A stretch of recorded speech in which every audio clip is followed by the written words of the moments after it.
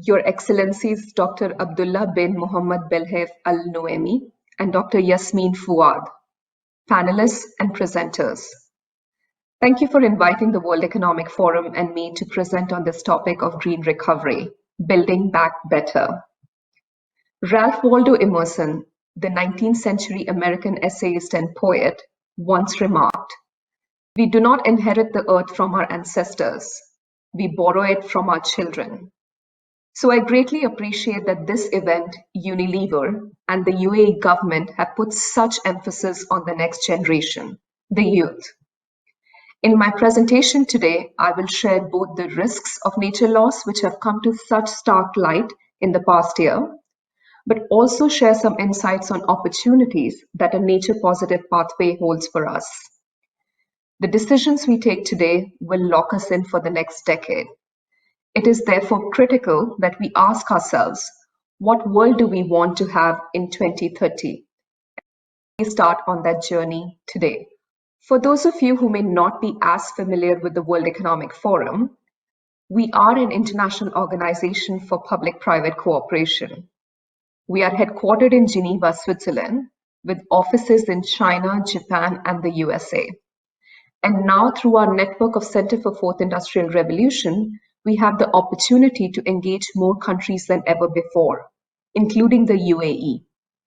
In addition to having a Center for Fourth Industrial Revolution, UAE also has had a long-standing partnership with the World Economic Forum as the host of the annual Global Future Council Summit, which has now existed for over 10 years and can arguably be called the biggest brainstorm in the world, which exists to talk about various topics with a future long-term horizon on multidisciplinary subjects. We believe that the economy is embedded within the society, which in turn is embedded within the biosphere.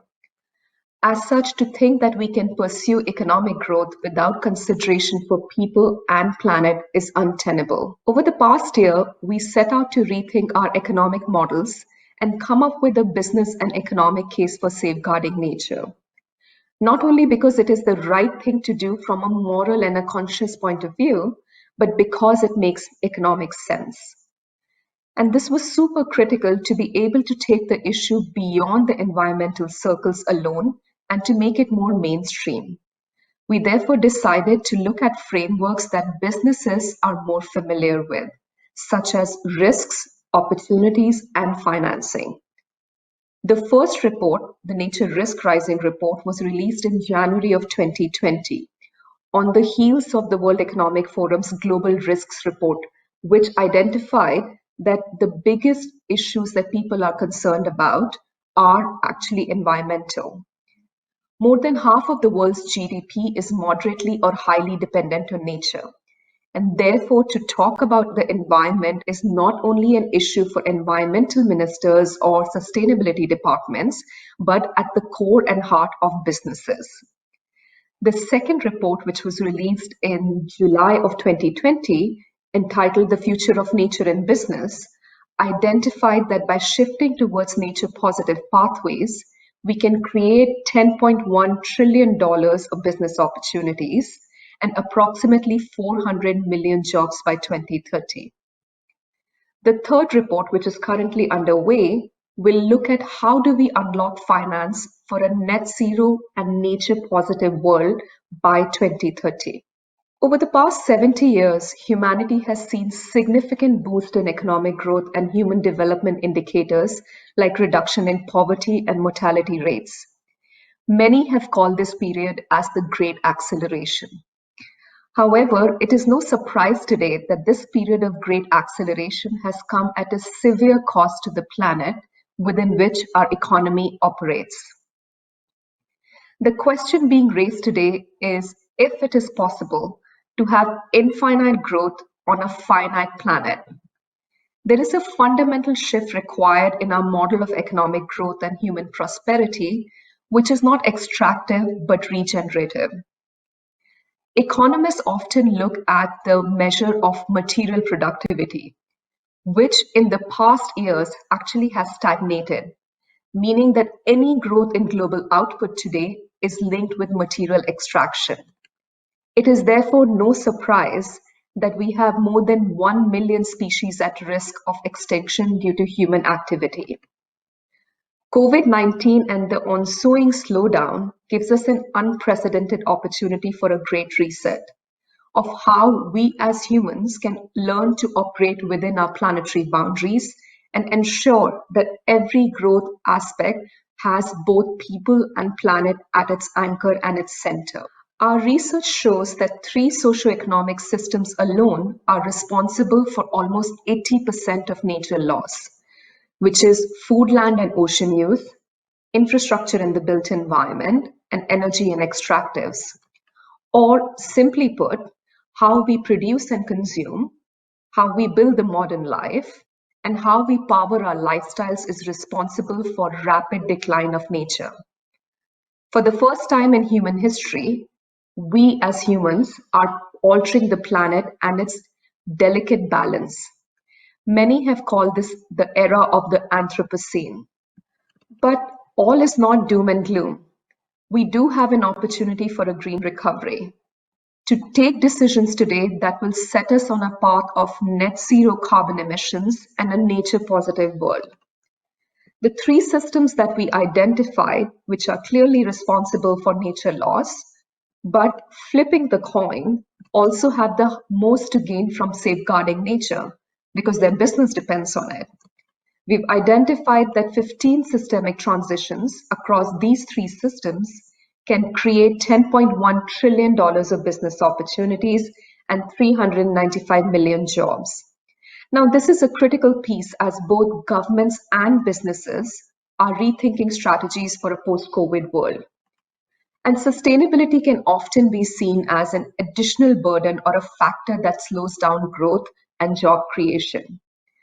We would argue, however, that moving towards a nature-positive economy is in fact more resilient to future shocks and therefore sets the basis for growth, job creation, and human prosperity, which is much more stable.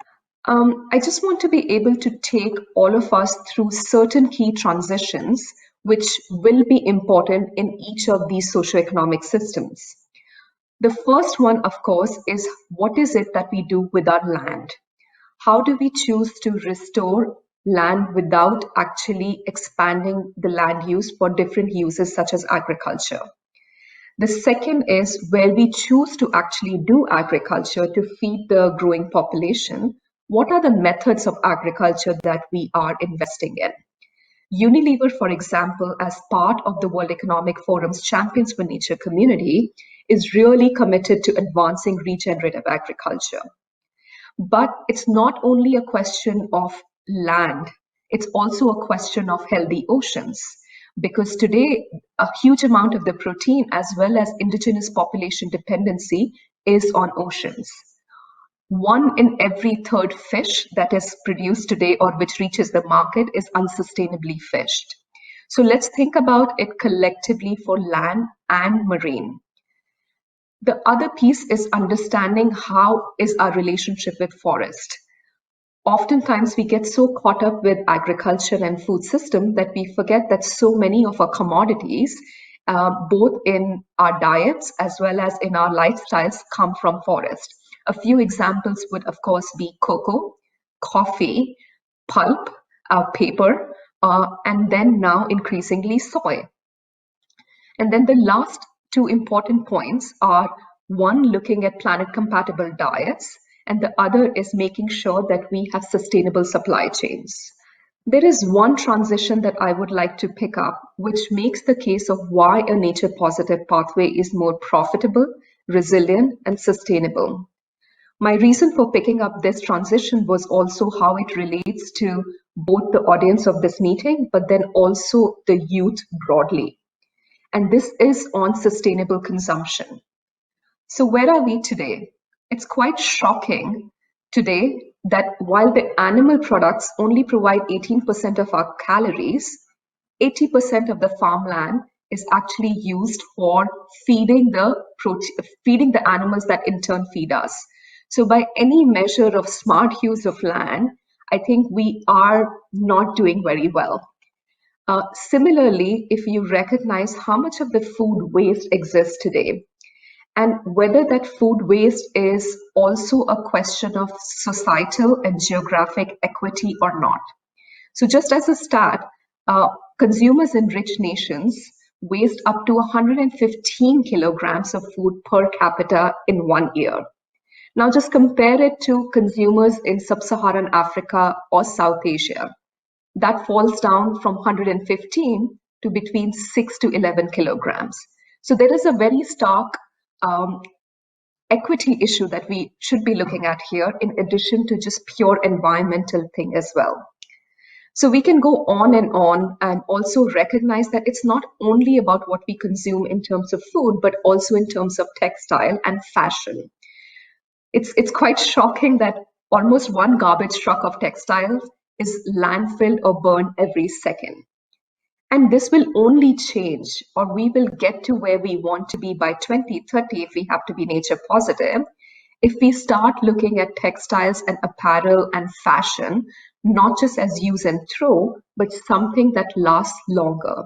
So that requires both in terms of design, material, but also our habits of recycling and upcycling our clothes.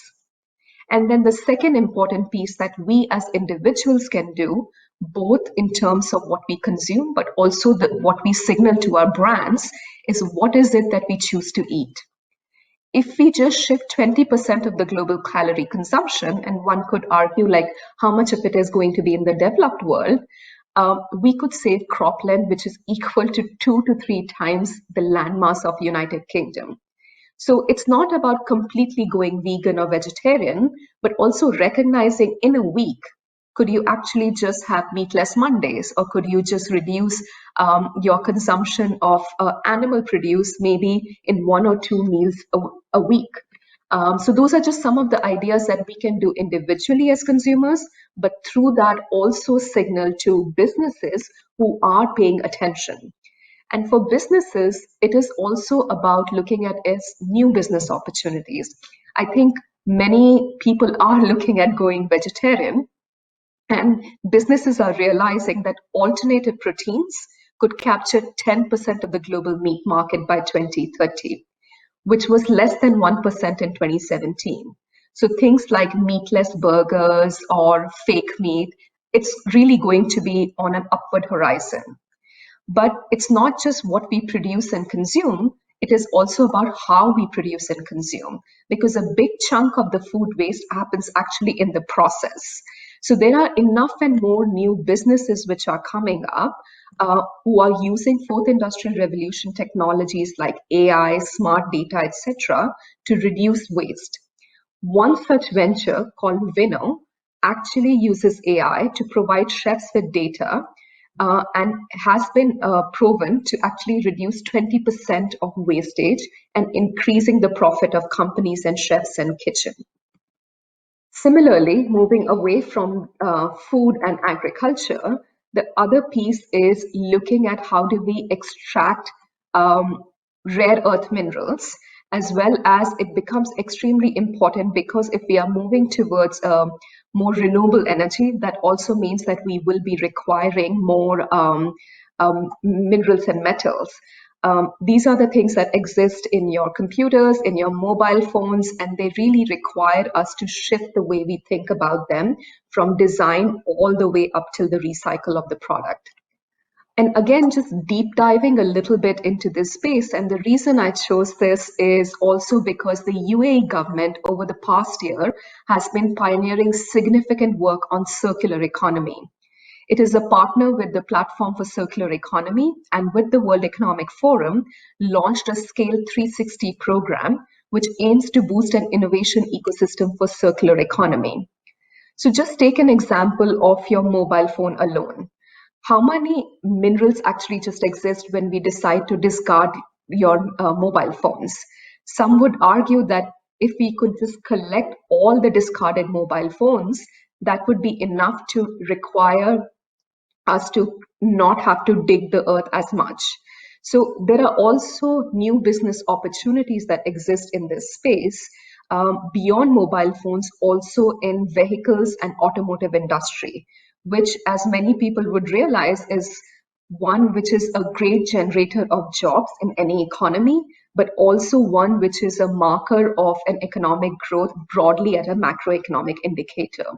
So by looking at the designing vehicles which are easier to collect, take apart, and then recycle, we could be saving up to $870 billion per year by 2030. And lastly, I think this is a transition which would stand true for many of us. During COVID, we realized that what we were craving were more and more green and natural spaces and not concrete jungles. And therefore, the way we share and spare nature becomes extremely critical. How we design our cities, how compact we design them so we actually spare nature for wildlife is extremely crucial. And then start to think about nature as infrastructure. Nature actually provides great infrastructure against shocks of disaster, floods, etc. So instead of having to necessarily build a wall, could we actually support mangroves, support embankments around the seashores, which is a green-gray infrastructure business opportunities. So again, like how we build our cities, how we choose to live in them, have a huge impact on how we share and spare with nature. There are two factors which are critical when it comes to catalyzing action for a nature positive economy. And those are policy and financing and also technology. So maybe not two, three. And I think when it comes to financing, it's very common to hear that, oh, we don't have money right now, or we do not have the finances to invest in this. If anything, COVID has shown us is with the right political will, with the right business acumen and commitment, we can put the money on things that matter. So as per our study, we require $2.7 trillion to make this transition in the next decade. How does this compare to just $2.2 trillion, which were announced by only one country, the US of A, in 1 month of March of 2020 to fight COVID? So I think the question is less about whether the money exists or not. The question is, how do we make nature positive business models more investable? And then how do we ensure that we are thinking about it more creatively and using technology? Fourth industrial revolution technologies have fundamentally shifted the game in every sphere. How we hail a taxi, how we choose to share our medical data, and how we choose to even just communicate with each other. Why is it then, when it comes to environmental goals, we are still stuck in 19th century? We cannot solve 21st century problems with 19th century solutions. We have to be able to get along with the times. As per our study, most of the transitions have technology either as a key driver or as an enabler. And ensuring that we have a more future-oriented outlook as progressive economies and countries such as UAE does, we really can make sure that we are building for the future and for the future generation. And just lastly, I'd like to say that the future is already here. It is just not evenly distributed. How we choose to invest today will determine the life that we have in 2030 and beyond. So let's trigger a revolution for a nature positive economy. Thank you.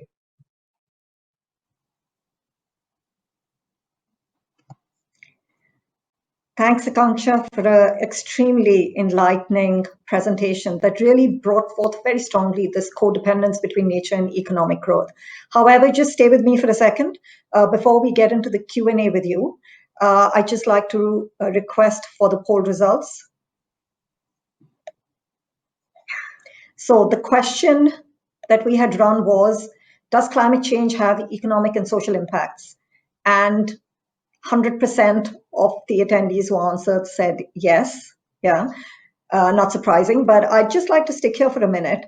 Your presentation really highlighted, the impact of climate change on business as well as the opportunities that exist if they were to go nature positive.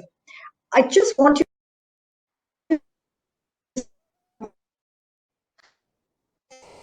change, and how does it really increase this divide in terms of inequality?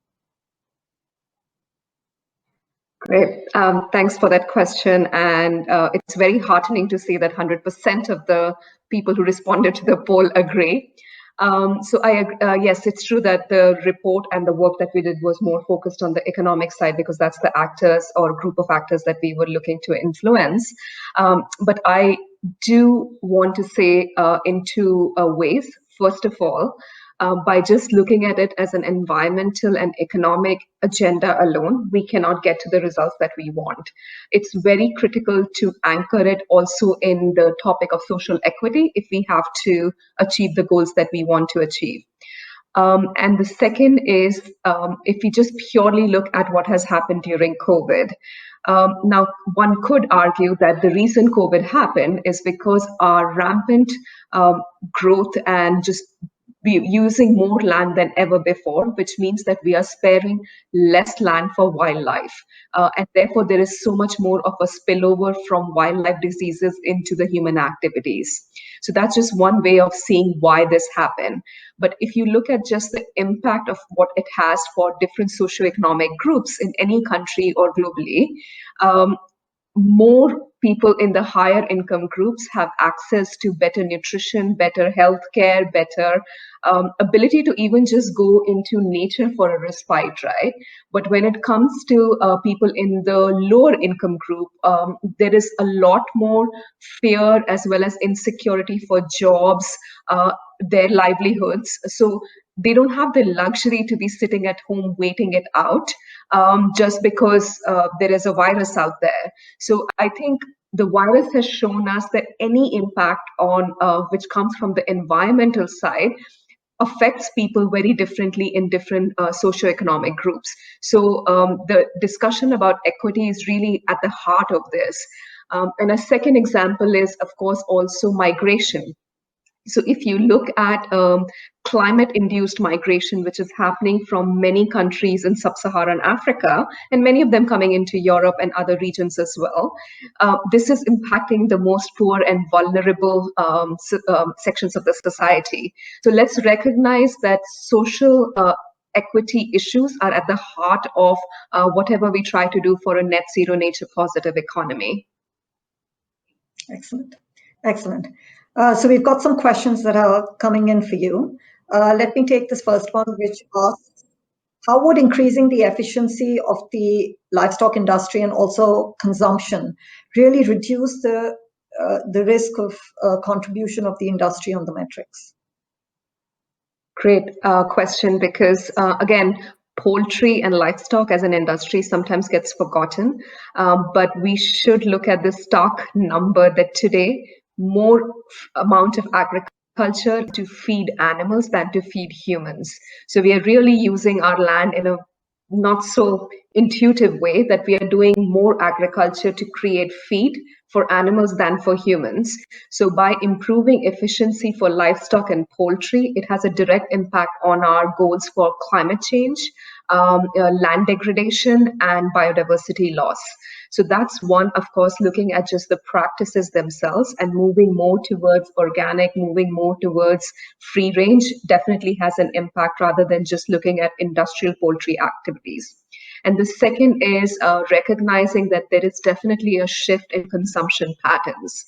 And when I say about consumption, let's also recognize that it's not the consumer alone who decides what will be put on the plate. I think businesses and macroeconomic factors equally do so.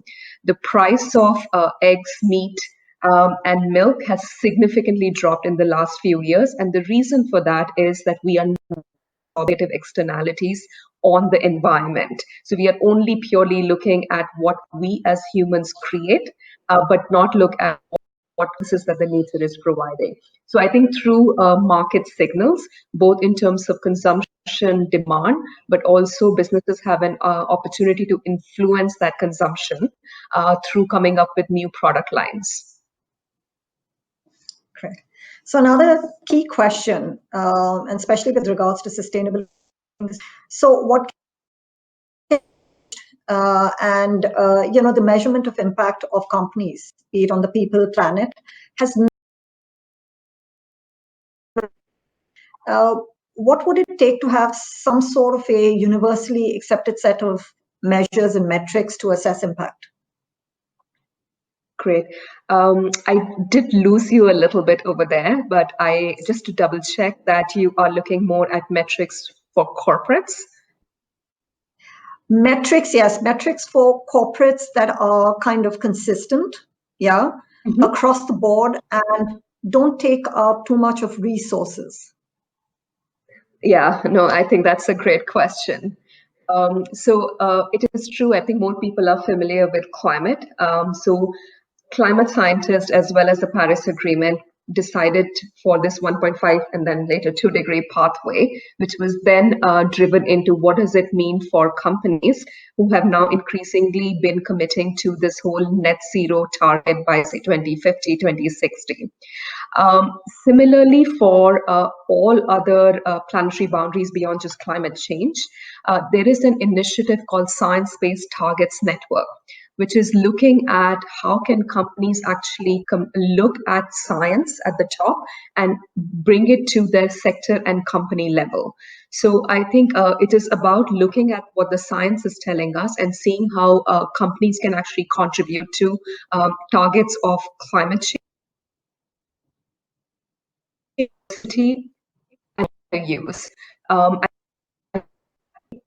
A methodology which is commonly accepted, and I could not agree more with you, Priya, is sustainability should not and cannot be a burden on a company's resources.